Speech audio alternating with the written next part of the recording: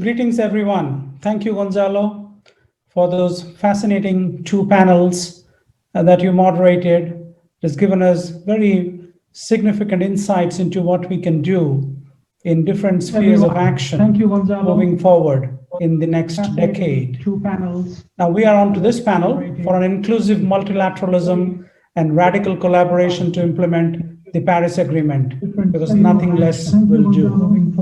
We have three amazing panelists: Alan Job, Chief Executive Officer of Unilever; Valentina Minta, founder of West Blue Consulting; and Mark Crandall, founder and director of CWP Renewables.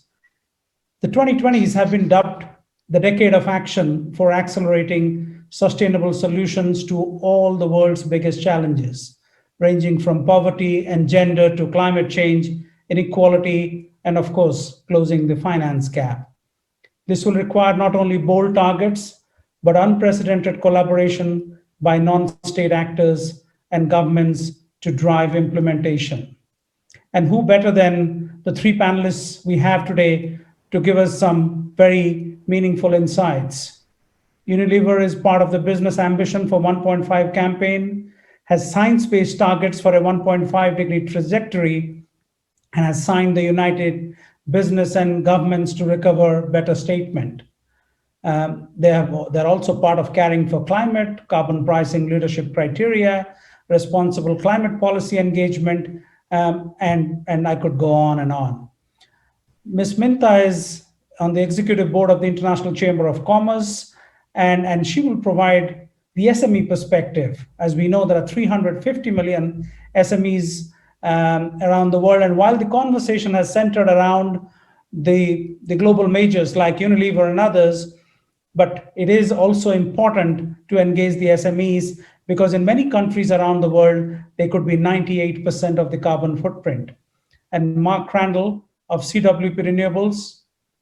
CWP is a founding partner of the world's biggest green hydrogen project, Green Hydrogen Catapult, and he will be offering us amazing insights as we proceed with the discussions today.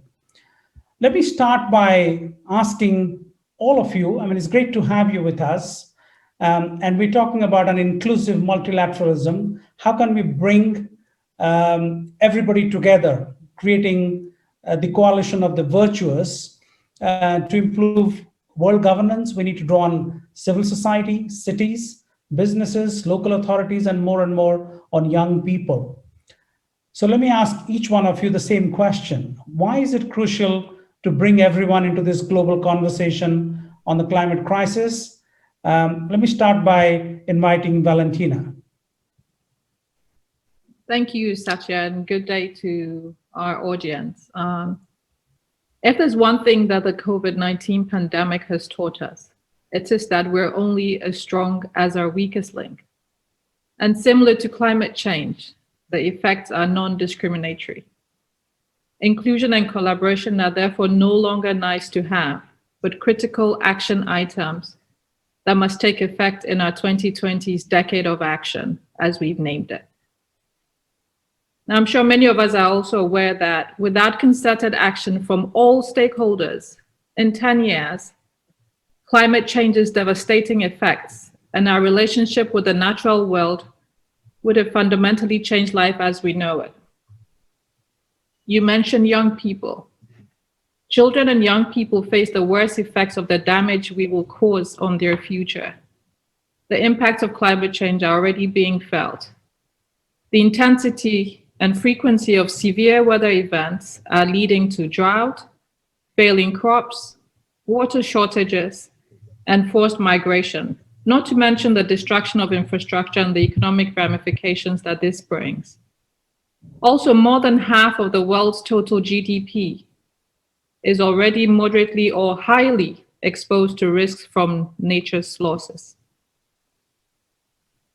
At the International Chamber of Commerce, ICC, as the institutional representative of over 45 million businesses worldwide, and also the voice of the real economy, we believe that it's time to open our eyes to the value of taking action on climate and biodiversity loss.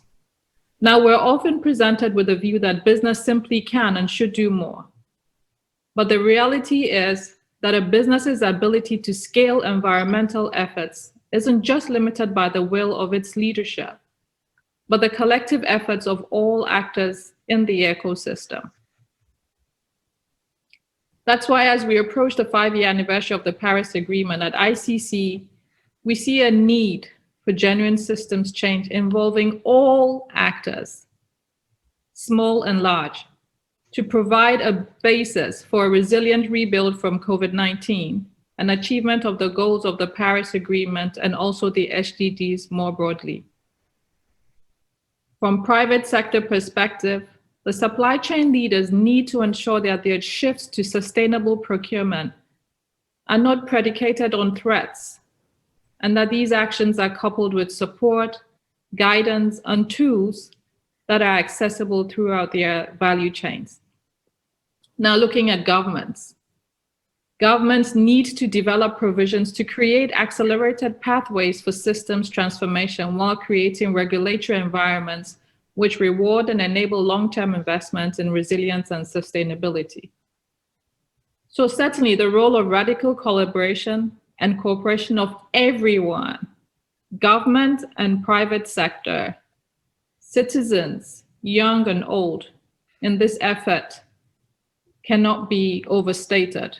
And therefore, the need for collaboration cannot be overstated. Satya. Thank you, Valentina. Alan? Thank you very much, Satya. Let me build on a couple of points that Valentina has made. First of all, capitalism has done a wonderful job in many regards. It's still an excellent system for allocation of resources. Capitalism has lifted hundreds of millions of people out of poverty. It's been a spur to competition and innovation. It is the mechanism by which we reward risk. But there are two huge problems in the world, which is climate change and deepening inequality in many parts of the system. And we're now at a point where capitalism is contributing to those problems. And we need to turn the tables and have capitalism be part of the solution. And so the new model of capitalism that's emerging is one that has several characteristics, but the kind of opening one is an adoption of this so-called multi-stakeholder model. And at Unilever, we truly believe that when we take care of our employees and let them take care of our customers, when we treat our business partners with respect, when we do good by the societies where we operate and take care of the planet, as a consequence, our shareholders will be preferentially rewarded. And that multi-stakeholder model of capitalism has got collaboration built into it. And so if we want to avoid a world where we've got runaway climate change and rampant inequality, it begins with a model of business that acknowledges the role for all different stakeholders collaborating to solve these big problems in an economically viable way. Thank you, Alan, for highlighting that stakeholder value unlocks true value for the shareholders as well. Mark? Alan, that was a great speech. I couldn't agree with you more. So I want to just add one thing sort of in defense of capitalism. I think capitalism is really good at getting things done, but capitalists tend to be sort of ruthless about only doing what's best for them. So part of the multilateral approach that we need to achieve here is to make sure that we're not asking people to fall on their own swords. If we have common rules, a new common playing field, we can achieve enormous things. But to do that, we can't have free riders. So if we say to people, listen, it would be better not to emit carbon, then we need to make it true for everybody so that one person can't emit carbon and the other one not. Once you make the rules the same, the system will adjust, I think, much more quickly than people even hope or expect. It can happen really radically quickly, but it requires rule changes.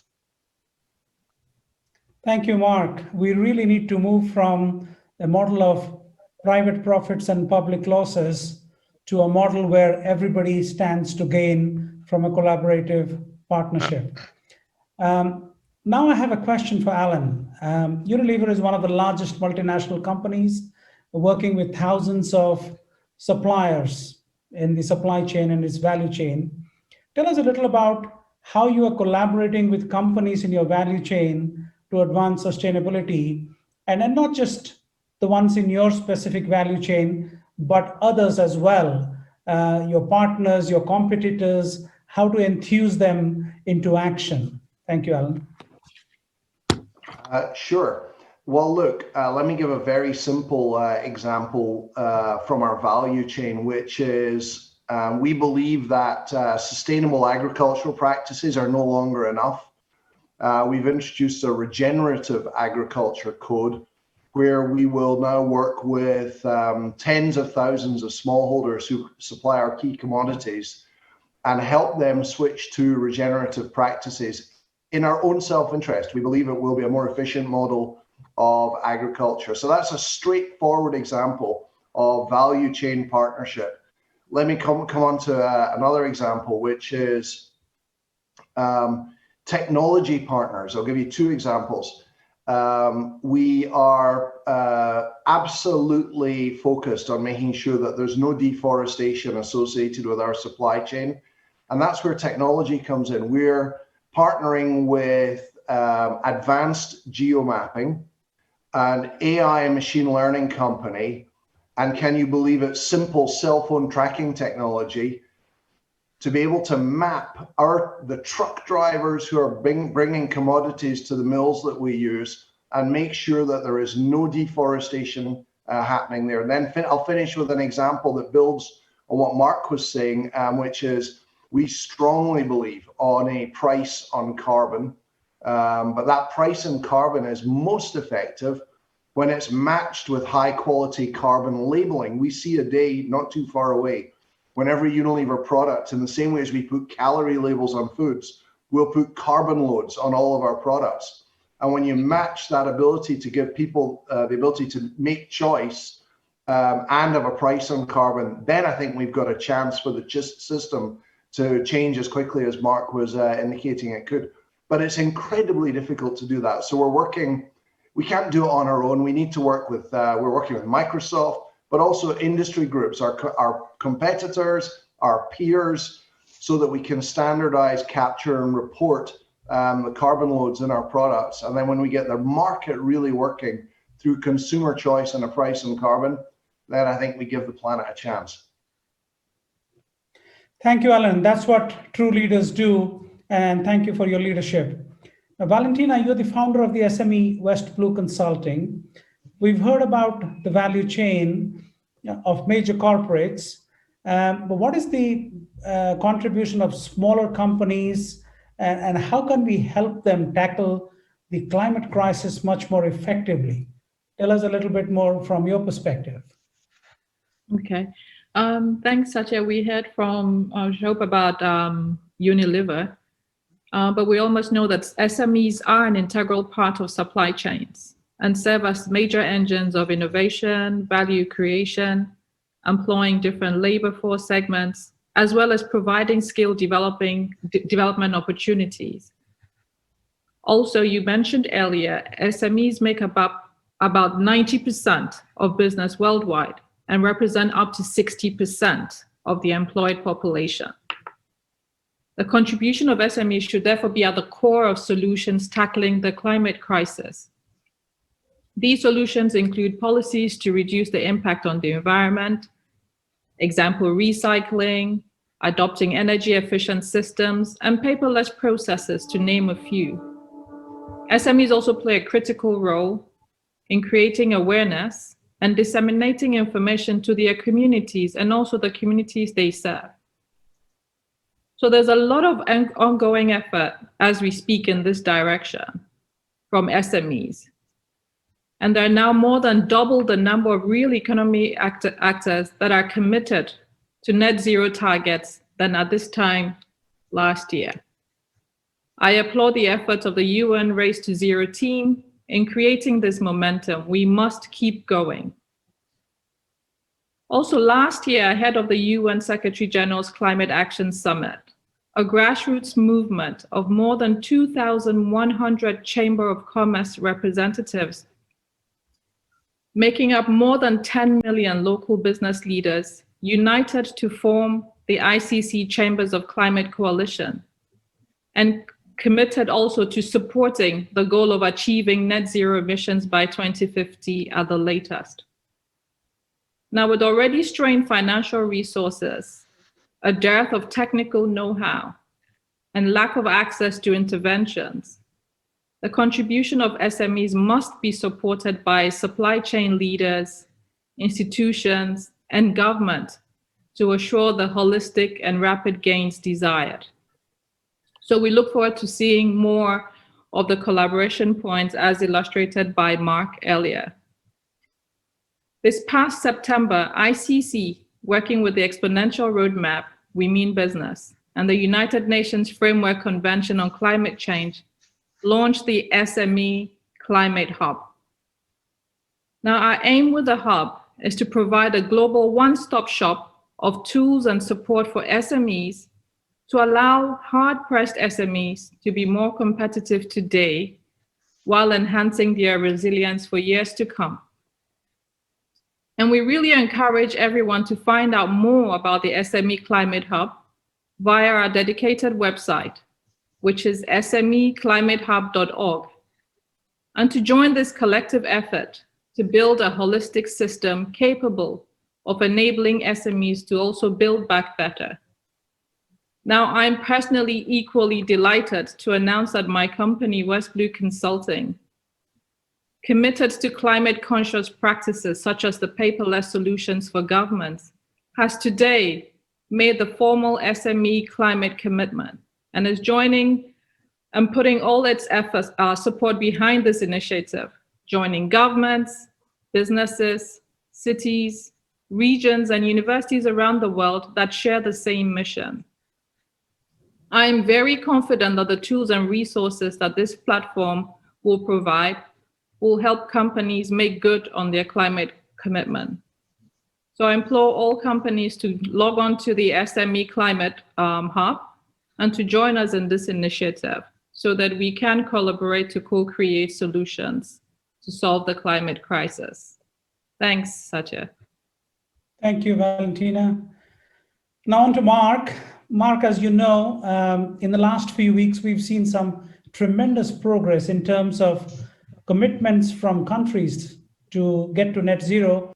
China announced that they will get to net zero by 2060. Then Japan, European Union, South Korea, 2050. Sweden has announced earlier that they'll get to net zero by 2045. And we all understand that energy transition will be at the heart of that possibility of between the bridge between the promises and action. And you've been a pioneer of renewable technology projects, and you clearly understand the power of innovative technologies in enabling us to accelerate the race to zero emissions.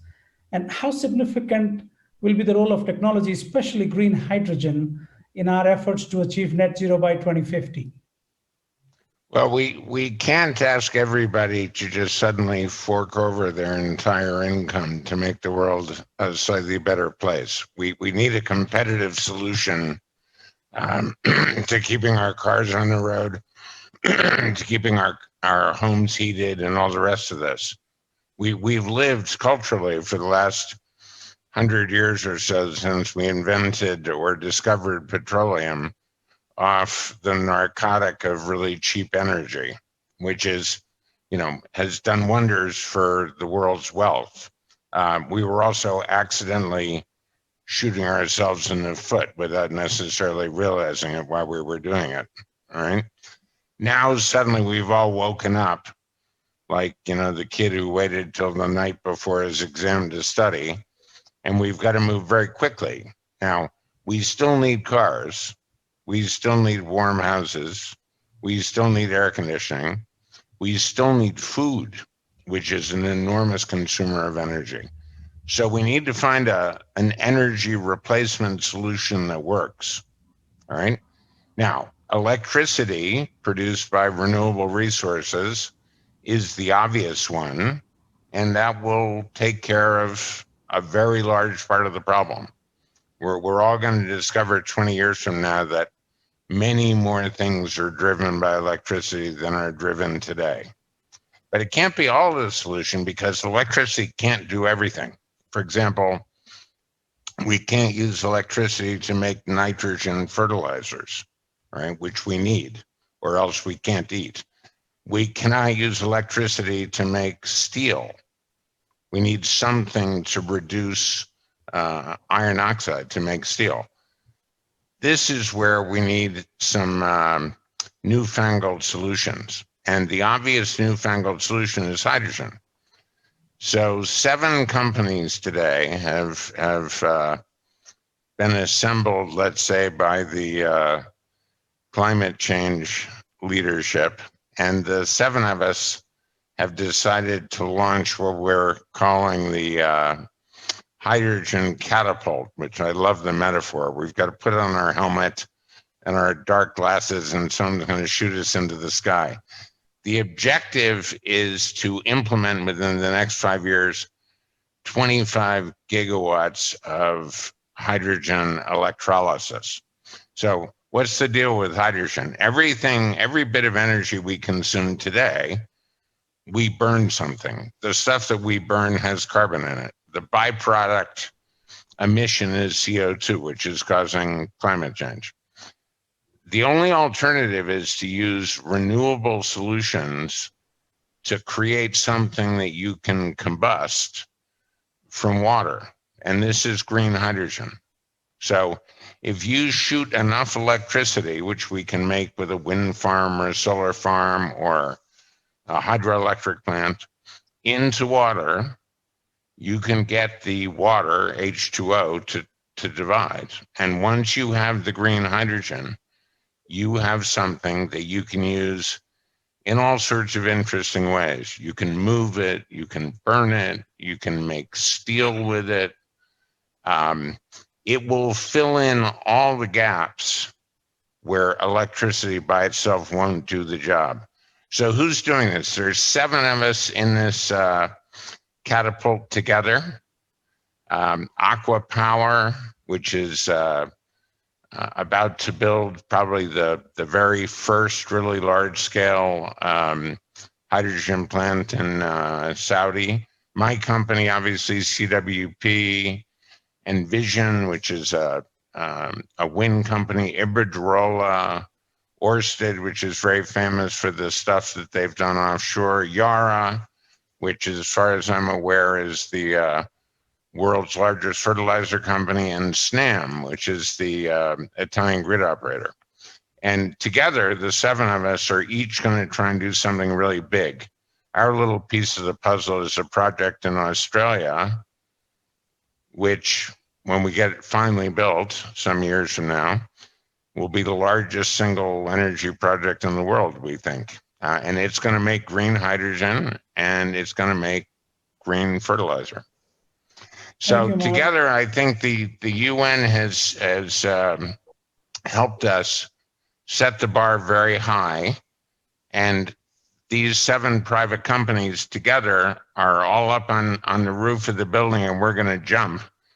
What we need is for the rest of the world to kind of raise something to catch us as we jump off the building. We need to see that carbon has a price and that people are motivated to use green hydrogen. We're going to take the price down from where it is today to under $2, which means we're going to basically make it competitive within 5 years with petroleum. We need a little help from the rest of the world to make sure that once we get that price down to that level, everyone is sort of induced to do it. And if we do that, we can make a revolutionary change in the energy market within 5 years. Thank you. Thank you, Mark. I'm sure we will have enough of a threshold number of critical actors that are listening today and around the world ready to support you in your catalytic initiative. Now, talking about collaboration and partnerships, Alan, Unilever has a long history of collaboration with the UN, but speaking more broadly, how can the private sector strengthen inclusive multilateralism? You spoke a little bit about it in your opening remarks. Could you reflect on the learnings from your collaborations? Yeah, first of all, I noticed, Satya, that my image has gone a little blurry, and I think it's tears of joy from hearing Mark talk some common sense about hydrogen. Mark, we're converting one of our big industrial facilities in the northwest of England to see if we can run an industrial plant on hydrogen. I think that's a lot more sensible approach than trying to shove it through domestic pipes. Anyway, great to hear what you're up to. To answer your question, Satya, everything that we achieve of note on our purpose-led brands is done in partnership. The reason why Dove is able to reach 50 million girls with body self-esteem images is through partnership with organizations like the Girl Guides and UNICEF. The reason why Domestos can put tens of millions of toilets into homes in the emerging world to end the degradation of open defecation is because we work on partnerships on the ground and with government and non-governmental organizations. Our efforts to tackle food waste, our efforts to change the food system, not one of these can we manage to do on our own. And all we need to do is find organizations that have got a similar goal, a similar purpose, similar values. And when you work collaboratively with other organizations, great things can happen. If you try to do everything within your own shell, you limit the potential impact, I would say, for your business results, as well as positive impact in the world. Thank you, Alan. I must say my eyes are tearing up now because I really believe in the power of partnerships. I have myself worked on building catalytic partnerships with millions of farmers. You talked about regenerative agriculture. That is something I did before coming onto this role with the United Nations. So thank you so much, all three of you, for your leadership and insights today. Before we go, just in about 10, 15 seconds each, tell us in one sentence what you would want the audience today to take away from this session when it comes to radical collaboration. Very briefly. Let's start with Valentina. I think I'll end by saying that in the aftermath of the COVID-19 pandemic, we're being forced to review several existing business and even government models that we took for granted. And this is a once-in-a-lifetime opportunity that we must all take opportunity to co-create sustainable solutions for climate actions. So all hands on deck. Thank you, Valentina. Mark? Well, I've been very excited, obviously, the last couple of months with the initiatives we've seen out of Chile and Asia on commitments to net zero by 2050, and in Chile in particular with commitments to hydrogen. But it's going to take the whole world. You simply can't do this unless you create a rules-based system, and rules-based systems demand everyone to agree in advance what the rules should be, and then once those rules are there, to make sure they happen. It's got to be multilateral. It's got to be organizations like the UN, organizations like the International Marine Organization, which together create rules that everyone can live with. And if we have those, then it'll work. Thank you. Alan, the last word. Super quickly, none of us can solve the really big issues alone. Only through radical collaboration will we get to this sustainable, equitable growth that the world needs. Thank you, Alan. Thank you, Valentina. Thank you, Mark, for the insightful conversation. It is now my privilege to introduce Ms. Patricia Espinosa, Executive Secretary of the UN Framework Convention on Climate Change, who will share with us closing remarks and a way forward.